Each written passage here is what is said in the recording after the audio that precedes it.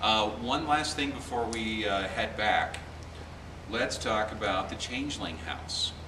Now, when you guys get back to the bus, if you look out the front windshield of the bus, you'll see a high-rise right there pretty much in the center in front of the bus. That is where the Changeling house used to stand.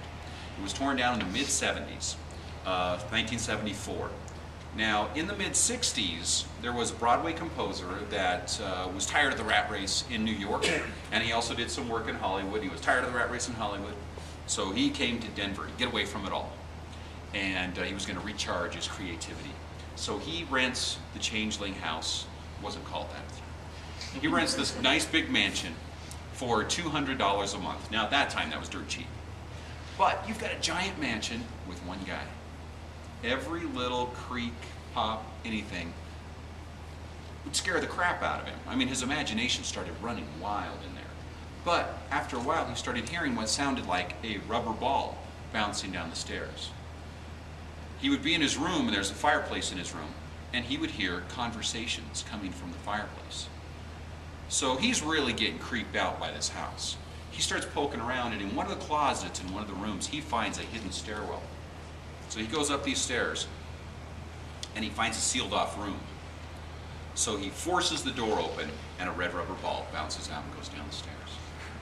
He goes into the room, and he finds a cast-iron tub, an old music box, and a child's antique wheelchair with cobwebs all over it, according to the trailer.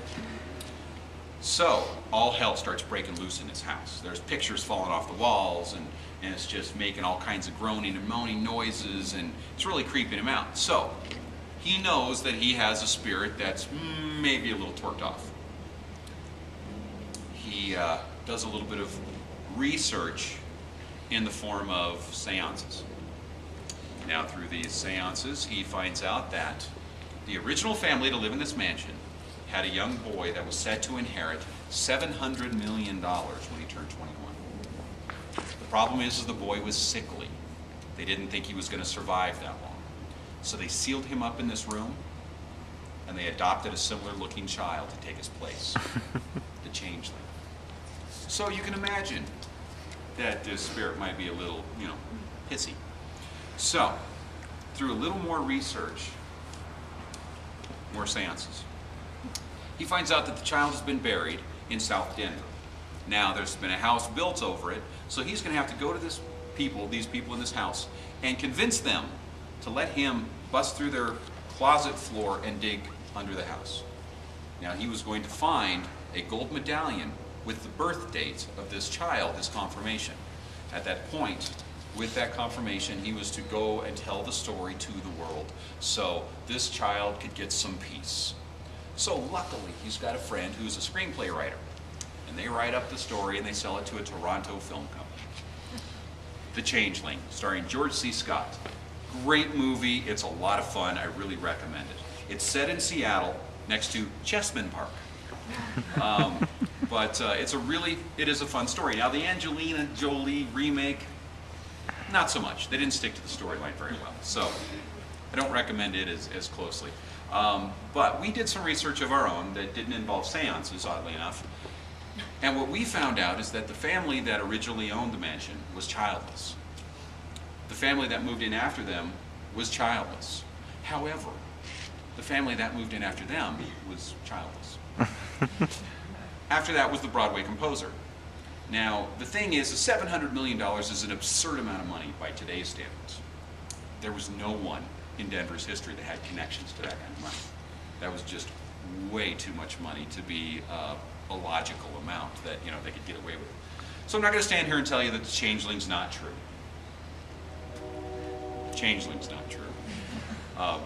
But you got to take into consideration, anytime you have a movie that says based on a true story or inspired by actual events, it's not going to be very close to what the original story was anyway.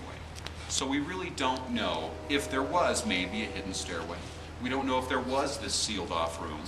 We don't know if this Broadway composer actually did experience some of these spooky things that he claims he did. We don't know those things. But we have first-hand experience with this whole based on a true story thing. You see, we had a very interesting investigation up in Fort Collins And it was, for us, dramatic. There was some very bizarre things going on. Well, a production company came to us and we optioned the rights to have it made into a movie. Yeah. Well, this was kind of a, I'll stretch the truth a bit. This was kind of a typical investigation, nothing overly Hollywood. And yeah, we insisted on keeping our names. That was our one stipulation, which was Dom and Forsyth, but Or hindsight. or yeah, let's start working. Anyway, I got to read the first draft of this. I didn't even recognize the story. It's gone from just an investigation to the demon code. So by the time they actually make this, I hate to imagine what it's going to be like. So don't go see it. It's called the Demon Code. On the bright side, they did get Dwight Yoakam signed on to play Brian. So it should be very interesting.